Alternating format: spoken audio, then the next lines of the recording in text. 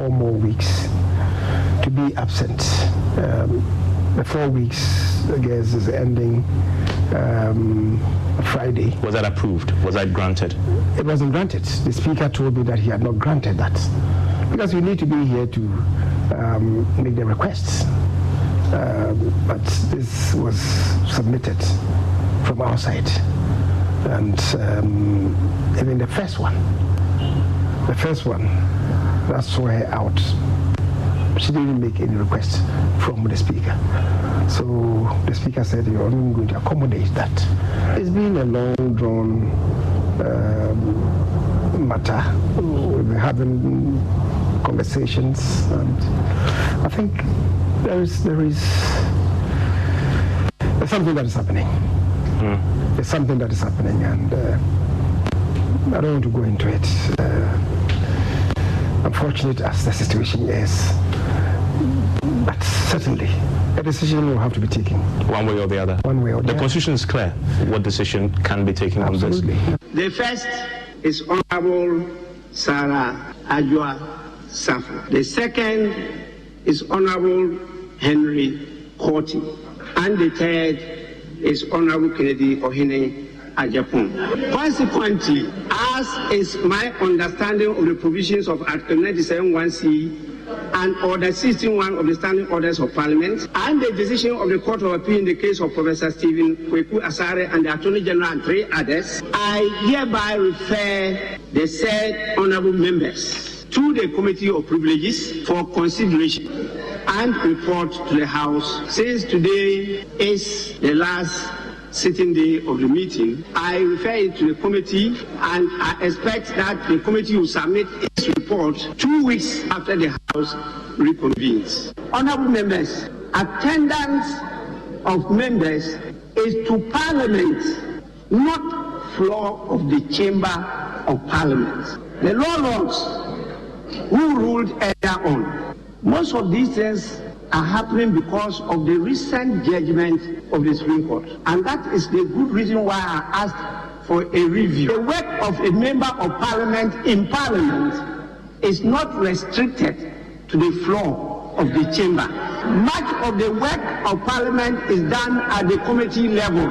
And that is why when it comes to the time of voting, the bell is rung for 10 minutes so that at the committee meetings, members can leave the committee meetings and come and vote. You can be on the floor. You can visit the washroom. You can go to attend your constituents. You are in Parliament. Being in Parliament, it means being in the presence of Parliament. Mr. Speaker, it will be good to listen to me.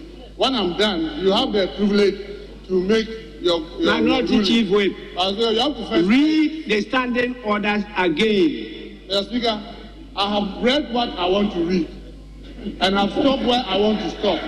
Honourable member, you listen to me, and when you hear me, will you resume your seat? You have to hear me first. Will you resume your seat? Mr. Speaker, you have to hear me first. Will you resume your seat? Mr. Speaker, we heard you in silence. Please, no. Mr. Speaker, we heard you in silence. Mr. Speaker, it is only fair that you hear us, and when we are done, after the ruling and the decision to be taken, Mr. Speaker, is absolutely yours. But to listen to us, Mr. Speaker, you must listen to us. And Mr. Speaker, when you are making reference to the ruling of the appeals court, Mr. Speaker, the interesting thing that you left out, and I draw your attention to this, is that when that appeals court made that ruling, it concluded with this.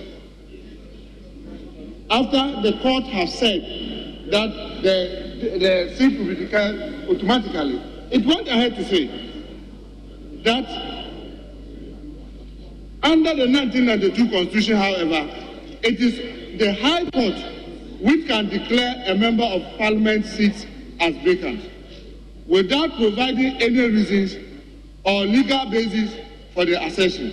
More particularly, when the provisions in question do not either explicitly or impliedly rope in the High Court.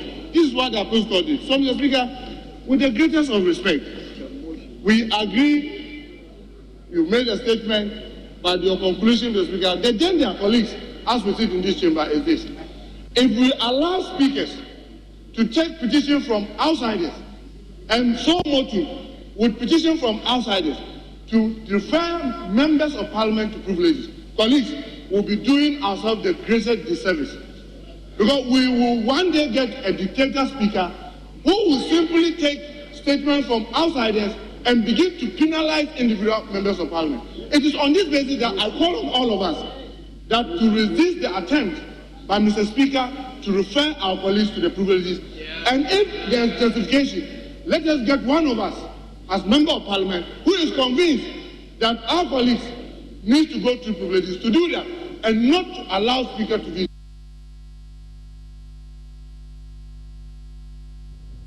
Right, so we're back to Parliament again.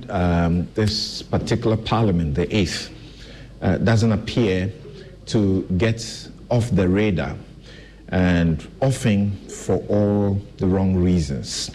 Well, thankfully, for a while now, we haven't seen any blows and physical attempts to work there. But what exactly is going on in this very august house?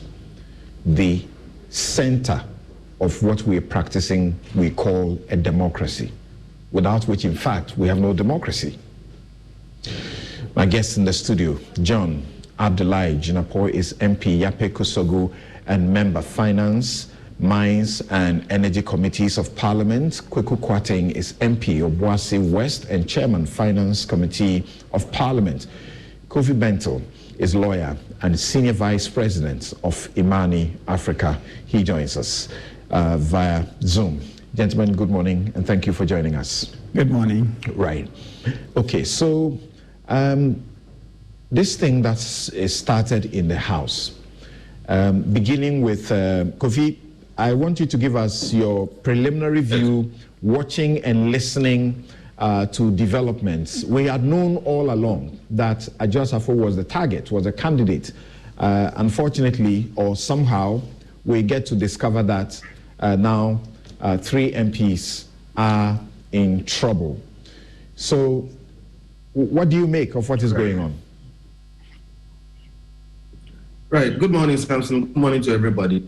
So, let's broaden it. Adjoa Safo was the target for a political witch hunt. She was the target for certain people to achieve a certain very narrow political goal. But we need to go back a bit. Before the last election, I was one of the lawyers working with Odikro. Right. And we had gone to court on the same issue.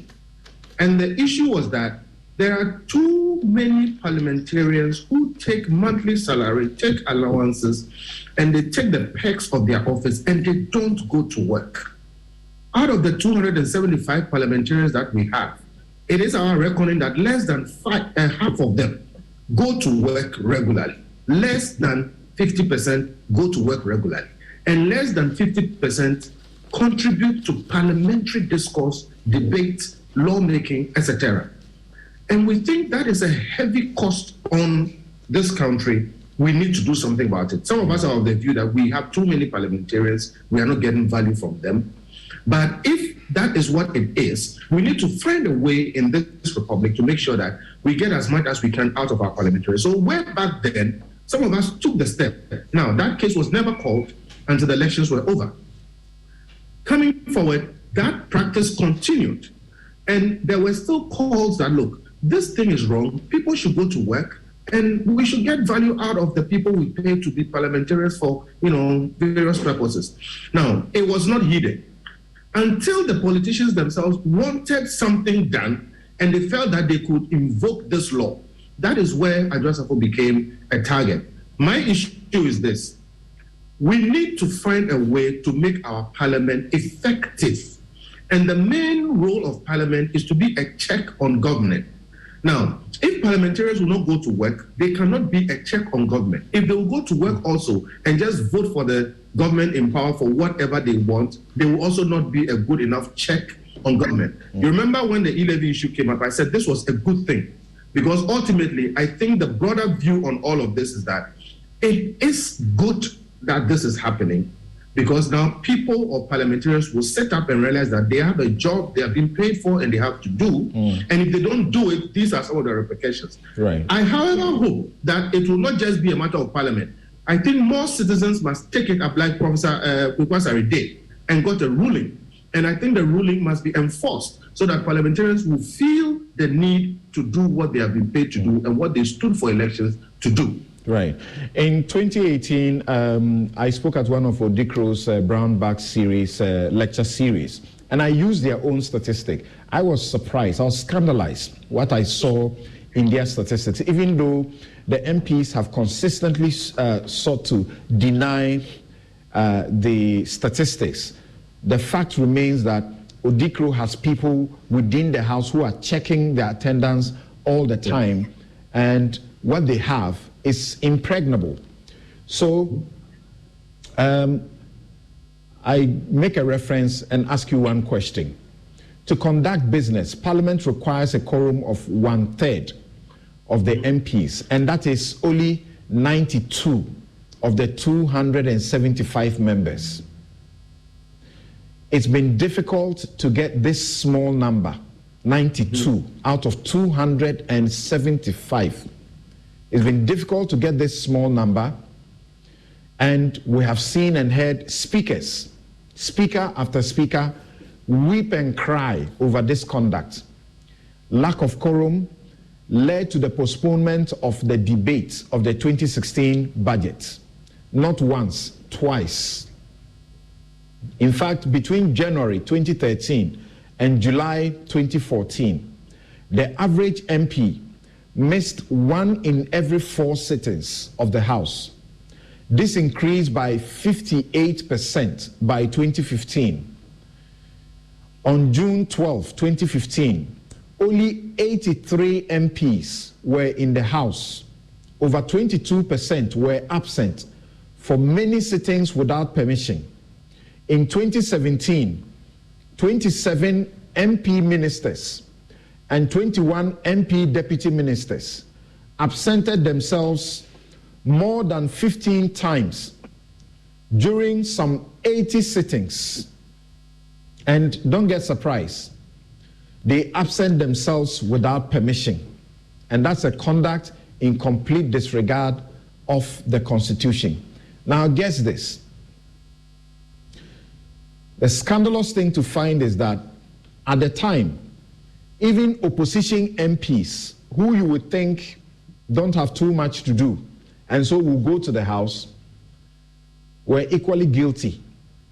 NDC MPs constituted 28%, while MPP MPs constituted 72% of those who were absenting themselves in the manner they were doing. Now, Kofi, my question to you is, their standing orders allow the Speaker to grant permission to keep your regular job. That's why you see some of them, like some of the lawyers among them, we go to court, we see them all the time. So you ask, are they really doing the job of the MPs? So if their standing orders allow it, why should we complain?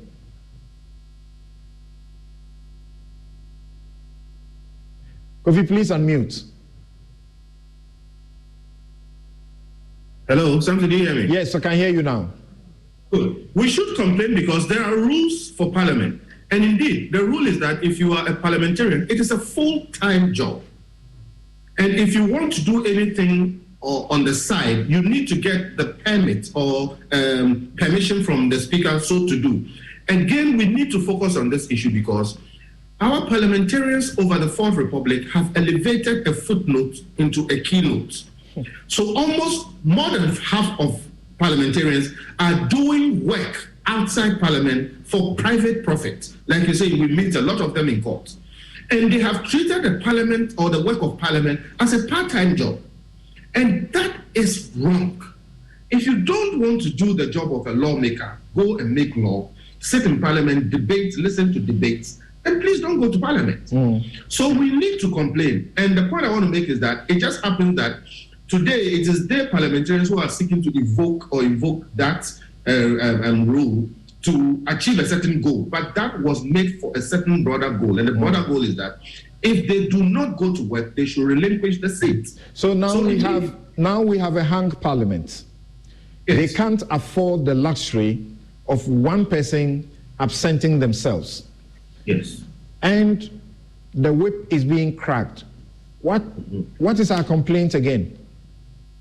We are not complaining. We are just trying to put the thing in context that we should not be doing this only when we have a hung parliament. We should be doing this all the time. We should be requiring of our parliamentarians, on the pain of losing their seat, to go to work every day, all day, like we do. Because indeed, they are pretty well remunerated compared to other civil servants and public servants. So the issue is this.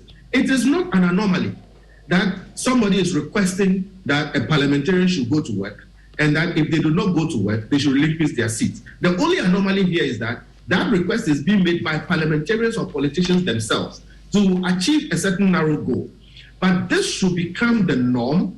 This should become what every citizen does, which is why we should commend people like Odikro who keep tabs on these things. And we should all be minded to stare down and shame those parliamentarians who take the money, take the office, take the perks, and do not go to work. So this is entirely good, and it's one of the good things that come out of a hung parliament. As far as I'm concerned, we should always have hung parliaments, because it will create certain dynamics which will bring good things out of the democratic structure we have. This is the first time in this republic that we are having parliament assert itself in this kind of strong way. And all these things are coming out. We are discovering all these laws which already we have. Imagine that if parliamentarians knew, like all of us know, that if you don't go to work, you'll be fired. And they all came to work. Imagine that they took their work as seriously as they are taking it now. Imagine that they came and they will vote and they will rally their people to come in and they will debate and the people will fight for what they believe in every time, all the time. I think our republic will be better. Okay. So, gentlemen in the studio, I suppose you will not be part of those who are guilty as charged. Article 97 says, a member of parliament shall vacate his seat in parliament. C, if he is absent without the permission in writing of the speaker, and he is unable to offer a reasonable explanation to the Parliamentary Committee on Privileges from 15 sittings of a meeting of Parliament during any period that Parliament has been summoned to meet and continues to meet. Then, Order 16 of your standing orders, say 16.1. A member shall not absent himself during a meeting for more than 15 sittings without the permission in writing of the Speaker. Any member infringing this order shall have his conduct referred to the Privileges Committee. Kofi's question is what I put to the two of you. Why must we come to the point where you have a hung parliament before you realize that this exists on our books? Yes, Kuku. Well, thank you, and good morning to viewers and to listeners. I think it shouldn't have come to this. We shouldn't have waited as Parliament for it to become politically advantageous to uphold provisions that have been captured in our Constitution and standing orders. And maybe we should look upon this as an opportunity to correct what has been done wrongly in the past. I am a chairman of a committee that sits quite often, and I also have concerns about attendance even at my committee. And I see that on the floor, and I am left in no doubt that something has to be done to correct this. It cannot go on forever. I plead that we do not cut our nose to spite our face. It is true that the current dynamics in Parliament in respect of those who have been referred to the Privileges Committee are coming out of a certain political desire to gain numbers advantage.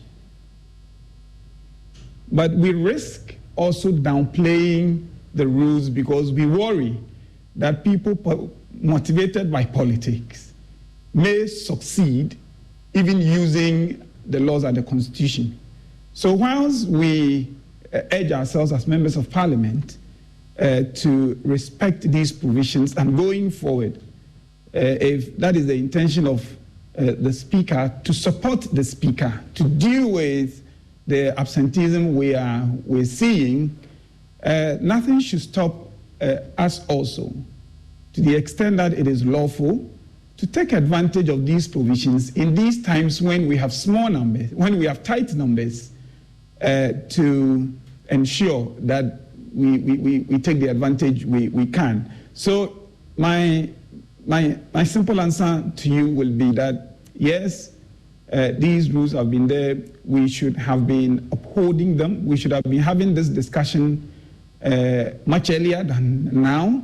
But if it has taken a tight parliament to bring up the discussion, it is still okay. We still have the opportunity within this to fix what has been wrong for a long time. John, in a system that works, where the law is clear and your standing orders are clear about what should be done to those who default or breach the law, how does this escape you? Kennedy Japan absented himself without permission for 24 out of 28 sittings. Sarah Adjoa-Safo absented herself without permission for 19 out of 28 sittings. Then you have Henry Korte also absenting himself without permission for 23 out of 28 sittings. How does this happen in the first place? First of all, it's important to determine the absence from Parliament. If you read, it says 15 sittings, but I know the Speaker has ruled that it should be 15 continuous sittings. That's what the Speaker has ruled. So intermittently, if you absent yourself based on the Speaker's ruling, that is not 15 continuous sittings, because he says whilst Parliament continues to sit. So that's the interpretation. What I read to you is for October to December 2021. Now, guess what is in January to March 2022. January to March 2022, absent for Kennedy Japan, 16 out of 28. For Adjoa-Safo, 28 sittings. Henry Korte, 25 out of 28 sittings. This is what we are talking about. Yes, so what Parliament has done is that they've taken 28 continuous sittings and determined that out of the 28 continuous sittings, you are 24. That, I'm saying so because others try to just look at the 15 different days and say that 27% of MPP MPs, 27% of NDC MPs were not available. So I think that ought to be determined. Two is that the Speaker in his latest ruling has stated that when you are within the precincts of Parliament, which includes attending committee meetings, you are deemed to be present in Parliament. So if you just go and take the votes and proceedings and look at, and you know the votes and proceedings normally will list those who entered and signed in the chamber and not those who attended committee meetings. Because it will list those who signed and entered and list those who were absent, with or without permission, and then attach committee reports. So I think even that one, the House itself must reconcile that. Whilst you are listing the person as absent without permission, if you go to the committee sittings, that same person is listed in the committee sittings as having attended like finance committee meeting. So that's something I think Parliament itself. You're saying that you will go to Parliament and will not sign up, but you won't enter the but chamber. You will attend some meetings. So I attend. Do you do finance that? Committee. No, I'm asking sometimes. you. Will you do that? Sometimes we sit at finance committee meeting from 6, let's say from 8 in the morning, and before you realize the House is closed. We've had that before. Yes, many times. The committee meeting is so serious, and Chairman, knows those of us who sit at the committee meeting. It's so serious like that you even forget that, look, the House is sitting, and maybe by 2 or say sometimes even by 12, the House is closed. So do you recognize that the Speaker's ruling, so to speak, or that was a communication to you, that being within the precincts should be seen as present? Because that also appears to align with what you read in Eskime. So that is it. So that's why I'm saying that. So if you just go and take attendance in the chamber and draw a conclusion and say that this person was not in Parliament for, say, 50 days, when out of the 50, probably 5 or 10 or whatever, he was at committee meetings, you ought to be careful how you draw. I'm just saying this because people like to also get involved in our parliamentary work. We all educate each other. We are learning. I encourage Odikro and all those people for what they are doing. If you are referring to Odikro will explain to you that they don't only check those who are present in the House, and they don't only use the book, but they proceed. They used to do that, and the majority leader drew their attention that that was wrong, and then they revised it. Fantastic. And tried to check to be sure that you are in the House in the first place. Fantastic. Right. But you are not saying this to excuse that these three individuals I'm not coming. have not I just defaulted. thought I should lay these bases so that we ourselves as Parliament would improve how we report on attendance, how we determine, even like you said, within the precincts of Parliament, can we enhance our standing orders to define what we mean by within the precincts of Parliament so that it is clear and explicit, so you don't leave room for conjecture. Now we are dealing with three. But even if you redefine it, it should insist that you must sign in, even if you have a committee. Fine, let meeting. Parliament do that. I just think that we should bring clarity and certainty to all these issues. All right.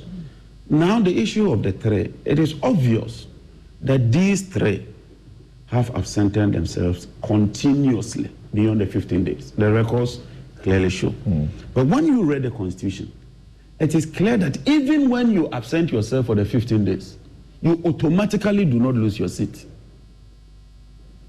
That ought to be established, that the fact that the person is absented himself for 15 days doesn't automatically result in you losing your seat.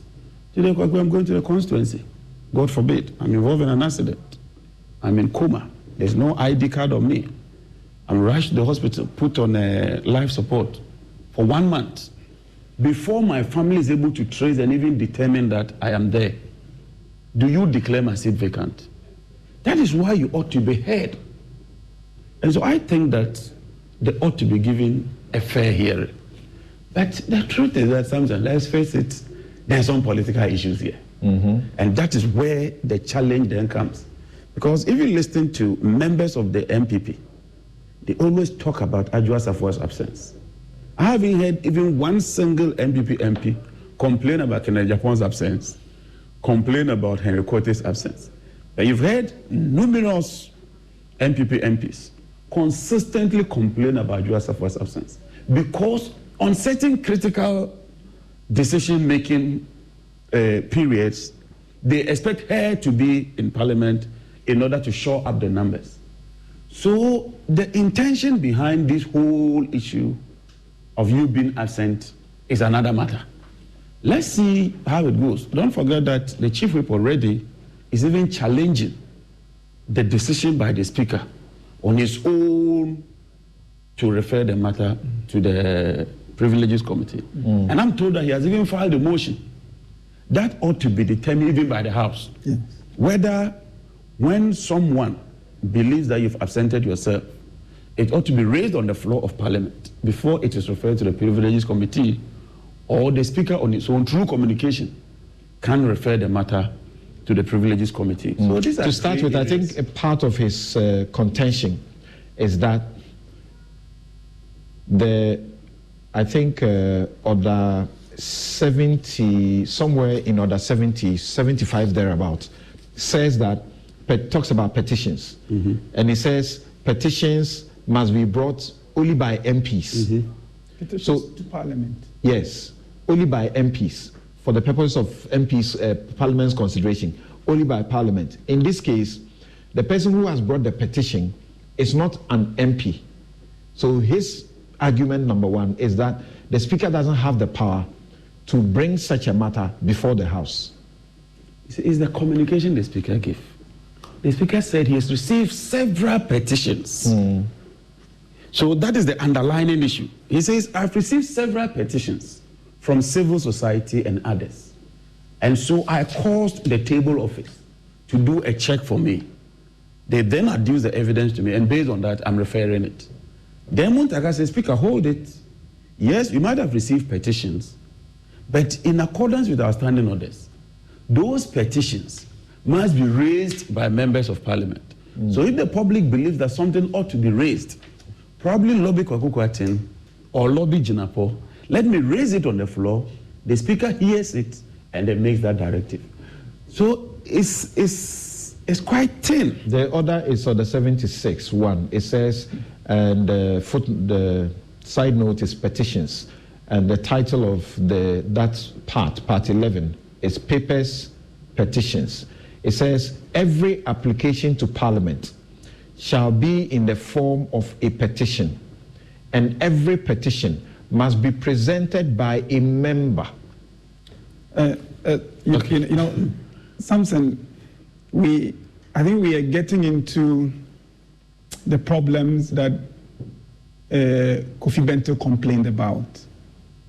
I think there's a much bigger issue about the MPs' absenteeism. And probably today's discussion focuses on the political matters that have come to Parliament. So maybe we can grant that. But I wish that there will be an opportunity to discuss absenteeism generally, the technicalities about being in committees and all that may be raised, and we should find ways of clarifying those areas that are not clear. But we cannot overlook the fact that absenteeism, it's a problem. And almost every speaker has complained yes, about it. And I look at the UK Parliament especially, and sometimes I see very few people in their chamber, very few. I see that in other parliaments. Perhaps we should find out the workings of Parliament in those areas. And to the extent that Ghanaians are concerned about the absence of their members of Parliament from the chamber and from Parliament, see what path we as Ghanaians want to chart. I don't want us to quite mix that up with the other matters that have come. Absenteeism is a real problem. But this small one, where do you stand? Yes, I'm going to that. MPs should be given permission to do their job in addition to representing the people in Parliament, because your orders allow that. You apply to the Speaker and he gives you a waiver so that you are able to keep your job. No, there's a committee. But Yes, should that be there? Should that be there? You should ask that you are an MP, you should be giving leave to do your continual... You should ask that question across the public sector. All right? If somebody is a public servant and they come to work regular times, are they allowed after work to do anything for additional income? If you are the chief director, you have a small shop in your house. You close work at 5 o'clock. Are you allowed to go and sit in that shop and sell? So we should be fair and ask that question across the public sector. What do you think? It's a question I asked to you, and I want I'm answering. John to see, I'm expanding it because it is impossible to say no to MPs. If I close work, I close Parliament, I've closed my committee meetings, I am in my room, I'm at home, and somebody comes for consultancy advice, and I can advise for money. You say we should make it impossible for the MP to do that. Or if, as a member of Parliament, I close work, and I have a small shop close to my house, am I allowed to sit at that shop and sell?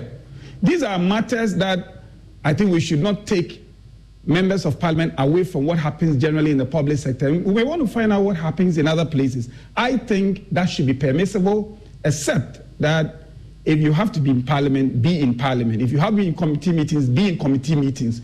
How you use your time after work is your own business. And if there's a requirement that you should seek leave in order that you can engage in profit-making, I think it is more to be sure that that profit-making activity does not in any way get in the way of your main job as an MP. Okay. That is the concern there. But I do not think you can say that. You share the same view? Yeah, you see, first of all, you are even referred to a committee. The Speaker on his own, sole moto, cannot just decide that, go ahead and do that. There's a full committee that evaluates your application and determine whether that is a committee on members holding office of profit, whether it would conflict with your work, whether it will impede with your work before they grant it. Because I pay my driver, I pay my secretary, I pay my research assistant, I pay half of my vehicle, I buy my own fuel. I try to be very effective in Parliament. If I want to be effective, then 9,000 cedi wouldn't do it. Let's be frank. The 9,000 cedi I earn a month. You're not talking about the other things. Like what? We know the 9,000 is not what you earn. So I think that once it doesn't conflict with my work, it doesn't impede my work, I can be a board member of a private company and bring my expertise to that office. Okay. Maybe giving all right, thank you. Now, proceed to the substantive matter. The substantive matter. I have looked carefully and I've spoken with many more senior members of the House on this matter. And if you look at Order 76.1, which you read, which is a petition to Parliament, and it's very important that you stress the word Parliament, a petition to Parliament, the requirements on that are very clear. You ought to be a member of Parliament, and in fact, it's not just being a member of Parliament. You need to take the process through the House. And in some cases, there ought not to be a debate. In some cases, there ought to be a debate. And effectively, you'll be dealing with a motion, which motion then would be decided upon by the House. But 76.1 itself excludes matters of breach of privilege from all these requirements. If you read 76.1, it says all these do not, what is following, the requirement of doing that it does not include matters of breach of privilege. But in 76.1, petitions to Parliament... It says a petition not relating to a breach of privileges of the House, and which, according to the rules or usual practice of the House, can be received, shall be brought to the table by the direction of Mr. Speaker. Exactly. So it's taking out petitions relating to issues of privilege under 76.1. You see that very clearly. Yeah. And then it goes on to say how it must be treated. Again, if you go to 164, 164.1 speaks about the Privileges Committee, but 164.2 then goes on to say how matters must be referred to the Privileges Committee. And there again, you see clearly that it ought to be a decision of the House to refer the matters to the Privileges Committee. You see that. But 76 deals with petitions. And then I think it says petitions and something, but it deals with petitions. 164 deals with normal committee work, normal parliamentary committees and how they work. If you look at the section 30 and 31, which I'm sure the Speaker derives the rightness of what he did from, it deals with privileges. There it is very clear. Privileges and contempt, breaches of privileges and contempt of Parliament. Right. That is the section that deals with that. And you go to 30. Disorderly conduct, misbehavior, and that is in 30. Persistent or willful disobedience of general rules, It lists all of them. And then it comes to 31 and says, where there's a complaint in relation to these matters, the Speaker would refer you to the Privileges Committee. I see somewhat a conflict. Because in 31, you don't get a sense at all that it must be taken through the requirements that are listed in 76.1. You don't get it. It says wherever a complaint... It says in all cases of proceedings... Yes. Where complaint is made of a breach of privilege... Yes. Or contempt of Parliament, Mr. Speaker may direct that the matter be referred to the Committee of Privilege. Yes. Let me finish with this point. I just wanted you to draw this distinction. Yes. Privileges as against attendance to Parliament. If you do not attend Parliament, does that amount to any privilege? Certainly not. It's a breach of so don't mix privileges attendance and attendance. is not a question of privilege, should it? So don't let us mix the two. Okay. But there's no place. Look, unless we consider absenting yourself from Parliament, you consider it under 30G, something, the provision you read. Unless you consider that, then there's even no space under our standing orders to deal with absenteeism. So what I'm saying is that 31 ought to consider absenteeism as breach of privilege. There's no. Which I disagree. Okay, that is fine. But I disagree. But when I look at 31, I don't get the sense that the Speaker erred, and I don't get the sense that it ought to have been raised by a member. I think there is space there for the Speaker to have done this. At the very best, you can say that there is doubt. And when there is doubt, you will go to Order 5, and again, it's the Speaker that would decide what ought to be, given the doubt. But something, just to respond briefly to Jinapo on this question of whether absenteeism should be considered to be a breach of privilege. If you look at the order of business under Order 53, there is no room for breach of privilege. It has room for contempt of Parliament. There is no room there. The whole place, there is no room for breaches of privilege. So I can only say that the Speaker under 31 referred this to the Privileges Committee, and that ought to be proper. Okay. Just a quick one, Kwako. Yes. Generally, this house, our house, you can raise any matter as a member of Parliament, provided you go through the right processes. That is one. You must apply to the Speaker. If the Speaker admits it, you come to the House, you move that motion. Yeah. Once it is seconded, it is before the House. And then the House will determine what it wants to do. So that general framework addresses virtually anything that ought to come before the floor for debate and for decision making. And so I thought that if you, the majority side, felt that this very issue was that topical, you had every opportunity to raise that on the floor of Parliament, second it, we discuss it, and then it is referred to the committee. It should have been tidier, it should have been neater, and you wouldn't have put the Speaker in this difficult situation that we find ourselves. It's my personal opinion, but I'm entitled to that. So one of your colleagues says that the Speaker had power under 31 and 53 1D to do what he did.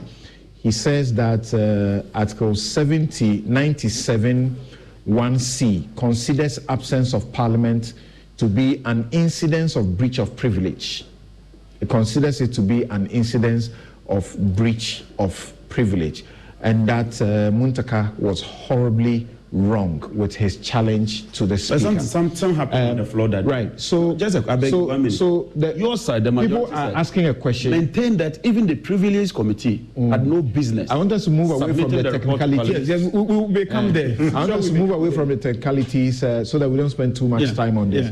Let me get Kofi in now. Kofi, some members of the public are concerned, and they are actually curious that it takes NDC MP or MPs, at least we know of one so far, that is complaining in a situation where they, quote unquote, stand to benefit, that 3 MPs from the MPP side are going to suffer.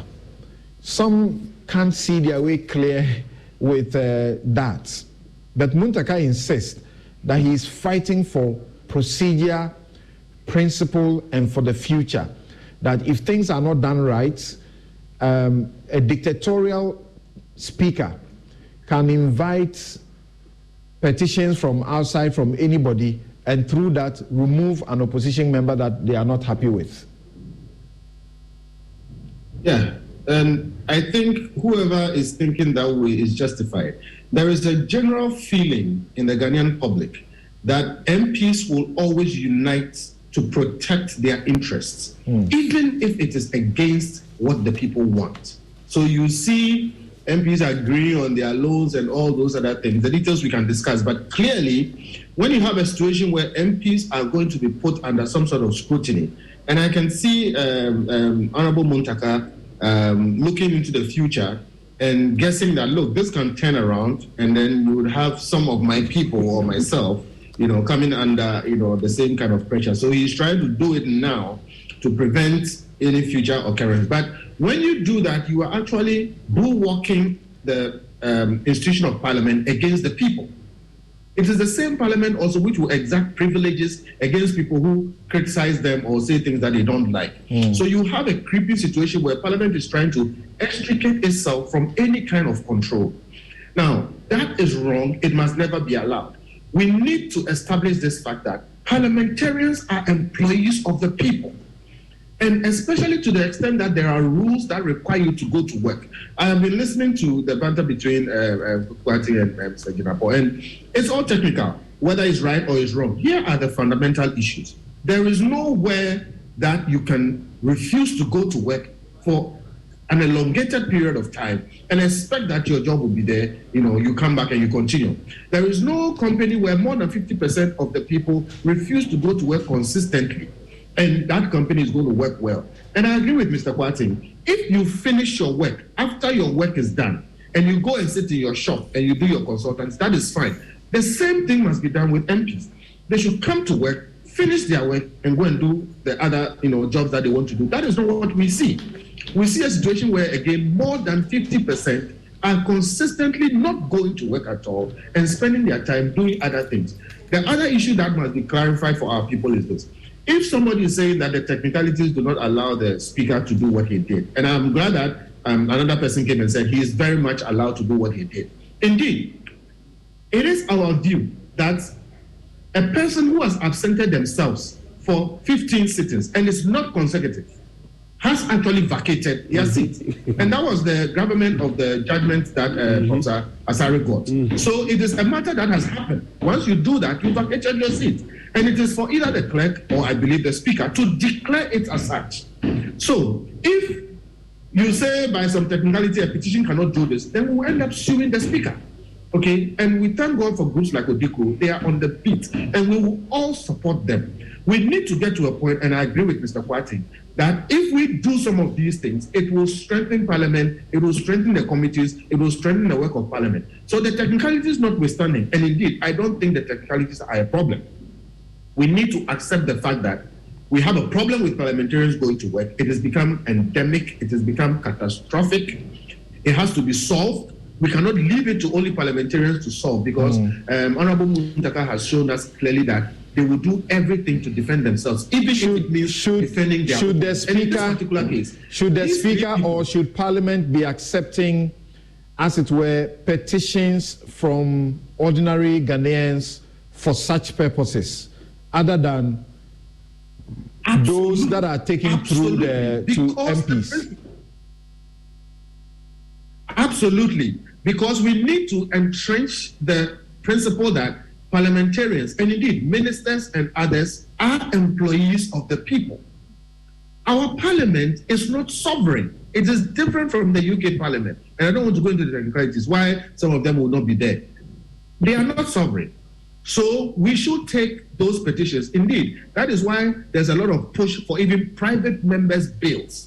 We need to make sure that we have a healthy interaction between Parliament and the people. There is a tendency for parliamentarians and Parliament to, go away from the people. They can easily lose touch with it. The suggestion is that if you allow it that way unbridled, there's going to be the opening of the floodgates where political mischief, opponents will try to undo one another using that vehicle. But I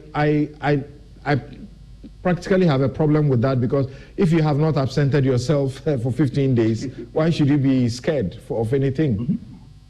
Exactly. So if you have not committed that problem, there will be no situation where that will happen. And if it happens, it will be thrown away. That is one. Number two, it doesn't mean every petition will be considered. So indeed, there will be a system process that takes away all the rabble-rousers and the troublemakers. And then 3, most floodgate theories are fantasies that never occur. There will never be a floodgate where people are going to be sending things. And indeed, Parliament will have a way of dealing with it. Right. So the principle must be clear that there must be a system in Parliament that allows citizens to participate in what goes on. But Parliament is a master of its rules. It will determine what goes forward and what does not go forward. And there will be situations where, even where there is merit, okay, we can all listen and then after the debate decide that, look, this should not go anywhere. But we cannot have a situation where Parliament cuts itself off the people and then goes on and does things like what we are seeing now, where most of them don't go to work, and we will not have anything to say or anything to do about it. I believe the Speaker is right, and indeed, this protects Parliament if the Speaker would take these steps. Because if the Speaker doesn't take these steps, you will have court cases after court cases, and somewhere down the line, it's going to get, worse. So that House plenty must happen. I don't think Muntaka should resist this. Okay. Yes, people can't understand why when we say, a meeting of Parliament, which is just between 12 to 13 weeks, and you can't avail yourself for that much. People are raising issues that the NPP, why are you targeting Adwoa for the way you are doing? Because now we're getting to know that she has more germane reasons not to be available because of family issues, her child issues, and American social security matters, social welfare matters that may deprive her of her child and the rest of them. She sought permission, and then she wrote again to seek permission. And unfortunately, she must route it through her leadership. And the majority group didn't want to recommend the absence, the permission for her.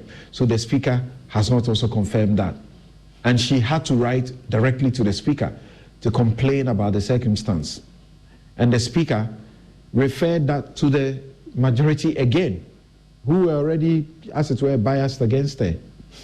Samson, let me make this point. I'm part of the majority, and I can say without any doubt that an overwhelming majority of those of us on the majority side sympathize with Honorable Adwoa Safo. There are a few who have expressed some concerns about her absence in languages that we have all been disturbed about. I do not think Honorable Adwoa Safo is doing anything out of malice. I do not think there's any intention to undermine government or to undermine the caucus. I never believe that, and the majority of us on the NPP side, we don't believe that. So that point must be made clear. However, we ought to ask the question, is this about sympathy, or it's about how Ghana's parliament works? That if a member of parliament was elected and for some reason outside their control, they cannot be in the chamber for the 4 years, that because the reasons are reasons that attract sympathy, and we all understand as human beings, then it's okay for the people of that constituency not to have representation for the entire 4 years, simply because the person is away for reasons beyond their control. We have to ask that question. And I think it's very easy to say somebody is targeting her because of politics. The last thing I would do is to target Adwoa Safo. She's my friend. Maybe not you. I just don't want to do that. But we have heard the claims that because of her unavailability, you have struggled to pass E-levy, and you suffered a lot of embarrassment, and you blame all of this on her. At one point, she had to be put on a jet to come down, in a risky way, to come and be part of the voting process. And all the rumors, I'm not supposed to elevate rumors, but the rumors that she suspected to have been the person who added her vote to the NDC for the speaker to be elected. I don't believe and that. So she has to be punished, isolated. I don't believe that. I don't think it was Adwoa Safo that voted. Because I know Adwoa. I've known Adwoa since we're out of parliament. I don't think she did it, and that must be discounted immediately. I also do not think that when people blame her, you may blame her to the extent that her vote was not there to help the majority side get what we want. You may, to that extent, blame her. But I do not think you blame her to say that she's doing this maliciously. But as for... Some of your people, including your leaders, have suggested that. Look, that's what I'm saying, that the majority of us, and we have private WhatsApp platforms where we have discussions amongst ourselves. The majority of us believe that Adwoa Safo is not doing this maliciously. But all of us, including myself, also believe that the fact that her situation rather calls for our sympathy and support does not mean that the Parliament of Ghana must almost perpetually be without a member that has been elected to represent the constituency. We must differentiate two things. So I would be happy if, assuming, Adwoa is a woman of substance, but if there was... If you have entertained such circumstances before, why her? It's almost like of course, saying... because you have a hung parliament now. It's almost like saying if we have entertained MPs absenteeism for so long, why are we discussing it now? There always ought to be a point at which we say we will do the right thing. So what I'm saying is this, that I believe that, and the majority of us on the majority side believe that Adwoa Safo is not doing this maliciously. And if anybody, and I've heard some comments, and where those comments came, many of us have discussed it amongst ourselves as unfortunate to let it seem to the public that she's doing this maliciously, when many of us believe that indeed she needs support. What I, for instance, cannot accept, however, and at the risk of repeating myself, should we allow a situation we sympathize with to, if you like, deprive the people of a representation? Is it something we want to entertain? And I take a shot at my colleagues on the other side. We must be careful what we do about the institution called Parliament. This precedent that we will protect a situation that reduces the numbers of Parliament, never mind what is costing, so long as it could give us numerical advantage, we would support. We are setting a precedent that the people of this country do not need. And that is where I end. And I think the processes should continue. If she's in such a circumstance, have you given her the opportunity at least to resign? No, but you need an opportunity. Because that's more honorable. Oh, but you need an opportunity to resign. We know. In government, you do this all the time. You want to sack people and you ask them to jump, rather. You let them resign. Well, I think if a person considers that they are unable to fulfill the responsibilities for which they were elected for legitimate reasons, it is for them to say, look, I'm happy you voted for me, but I'm unable to perform these functions for 1, 2, 3 reasons. Therefore, I resign. Let me start with you on this note. What do you think the message out there that Ken Henry Korte, who we understand have been unwell for some good reason, have been seeking medical treatment out of the country and so on, and yet do not have the courtesy to seek permission? What does that tell you of the attitude of members to the importance of their job in the House? I think we could deal with that.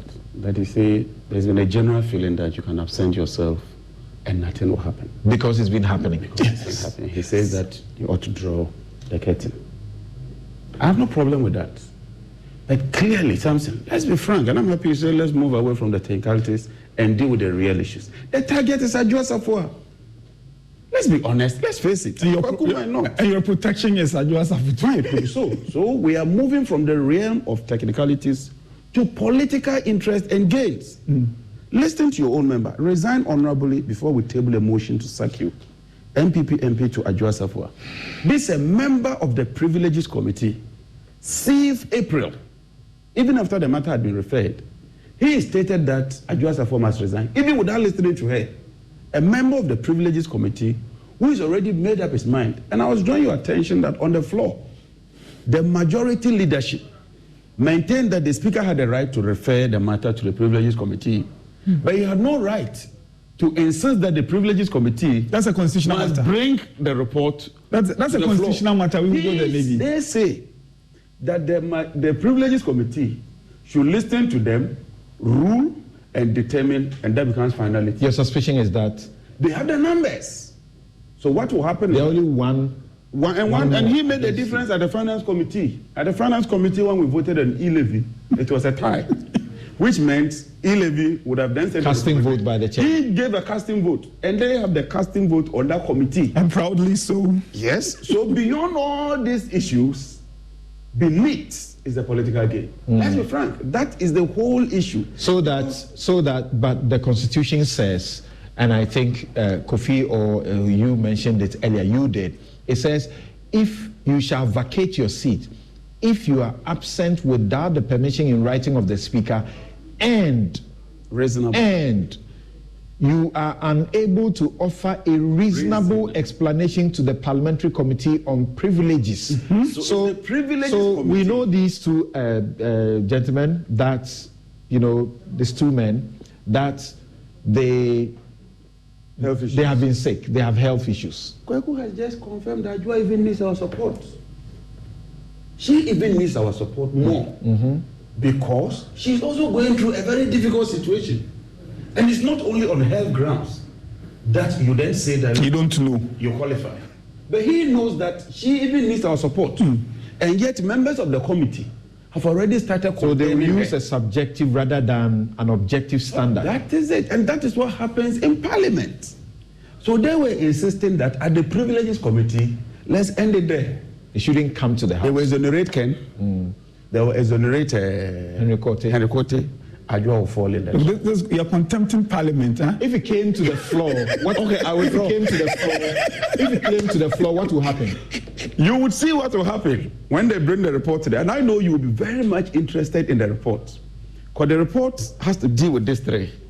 And the recommendations thereof for the House to determine. They cannot justify the two when they are isolated. Is that what you're saying? They can do that. And that's what the committee can. The committee can decide, having listened to the three, we are satisfied that as for these two, they have solid grounds.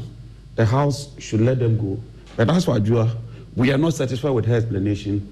She should be expunged and the seat declared vacant. And you watch what will happen. So if it came to the floor, it will be a matter of voting. It now be a matter of voting. And my sense is that the majority must carry the day. So it will then be those for, those against, on individual levels. So you take Ken. The committee only recommends to the floor. Plenary will then take a decision. We can reject the committee's recommendation. Ken will vote for himself. Henry will vote for himself. That is even another matter we must determine there. And even with Muntake's motion, we must even determine whether Ken and Henry and Adwoa Safo can vote on that matter when it is brought before the floor. Because Muntaka is saying that the Speaker cannot.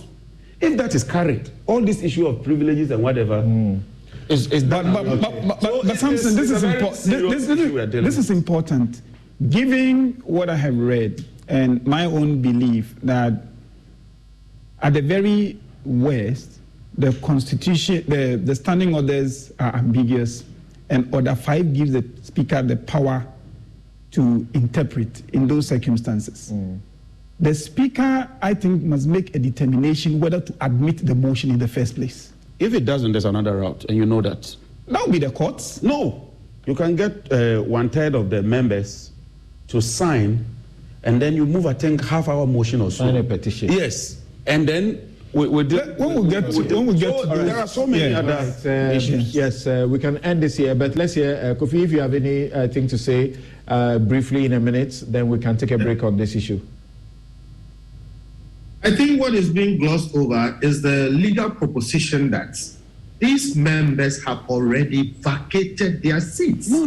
I think that determination in court is being looked over. Based on what? And it's a serious matter. Look, some of the people who have been mentioned, some of the MPs who have been mentioned are favorites of mine. I mean, I really want them to be in government. They are showing how good they are. But this also speaks to the fact that we need to have a pure parliament. We need to have the constitutional amendment to remove this requirement that ministers come from parliament, to make parliamentarians full-time parliamentarians and make them continue to be in parliament all the time. But the point here is this: have they vacated their seat according to law already?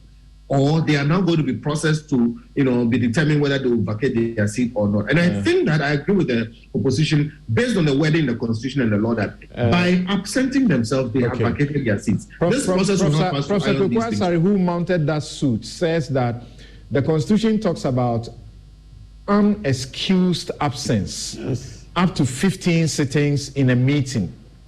In that case, the redress is through the Privileges Committee. That is clear, and the Asari case was not about that at all. The Asari case was about absence in excess of 15 sittings in a meeting. In that case, the court held that the seat is vacated automatically. It is not up to the Privileges Committee to excuse an MP from his job of representing his constituents. The rationale is that leaving the Privileges Committee to address all absences will reduce it to a political game.